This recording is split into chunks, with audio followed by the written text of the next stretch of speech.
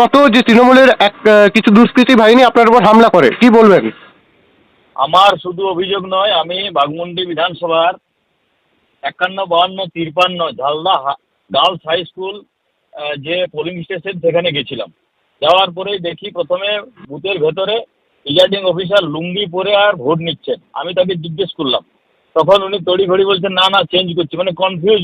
উনি ভাবতে পারেননি কি কেউ এরকম ঢুকে আর তাকে জিজ্ঞেস করবে।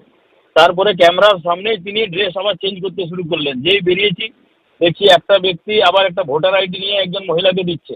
আমি একজনকে জিজ্ঞেস করলাম এই ব্যক্তি কে? ও যে বারে বারে ভোটার আইডি নিয়ে আসছে এবং তার সঙ্গে সঙ্গে লাইনে দাঁড়ানো মুখ ঢাকা বোরকা পরা মেয়েদেরকে দিচ্ছে। সেই ব্যক্তিটা বড় দাড়িওয়ালা ছিল। আমি জিজ্ঞেস করলাম যে ভোটার আইডিটা নিয়ে দিলেন এটা কার? বলছে আমার আত্মীয়। আমরা আত্মীয় মানে তার নাম কি সে বলতে পারছে না। আমি বললাম আপনার আত্মীয়র নাম জানেন না? বলছে আমি মূর্খ লোক, পড়াশোনা করিনি, জানি না। তাহলে নাম জানার সঙ্গে পড়াশোনার কি সম্পর্ক? তো নাম জানে না তো আপনি তো নিজের বাড়ির থেকেই জানতে পারেন, সে নাম বলতে পারেনি।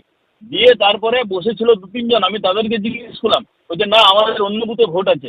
যখন আমি ওখানে অ্যাক্টিভ হই, ওখান থেকে পুলিশ প্রশাসনকে এবং এম সাহেবকে ফোন করি, তখন ওরা গন্ডগোল পাকায়, আমার উপরে তেড়ে আসে একটা বড় মব। বিশেষ করে আপনার সম্পূর্ণভাবে তারা সব মুসলিম সমুদায়ের ছিল। মব এসে আমার উপরে হামলা চালায়, আমাকে আমার গাড়ির উপরে হামলা চালায়। এবং যদি আমার সঙ্গে সিকিউরিটি সিআইএসএফ না থাকতো তাহলে হয়তো অন্য কোনো বড় দুর্ঘটনা ছিল। পুরো একটা বড় গতিবেগে 400-500 জন আমার উপরে হামলা চালায়। কোনো রকম করে ওখান থেকে আমি বেরিয়ে আসি, কিন্তু লোকাল পুলিশ কিংবা লোকাল অ্যাডমিনিস্ট্রেশনের কোনো রকমই কোনো সাপোর্ট হয়নি, পাওয়া যায়নি। শুধুমাত্র কি ছিল, তারা দূরে থেকে তাকাচ্ছিল আর আমার উপরে ওরা তেড়ে আসছিল, গাড়ির উপরে হামলা চালায়।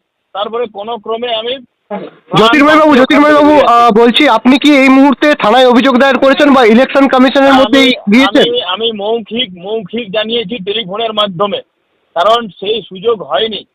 আর আমি এরপরে ইমেলের মাধ্যমে আমি মেল করব অভিযোগ।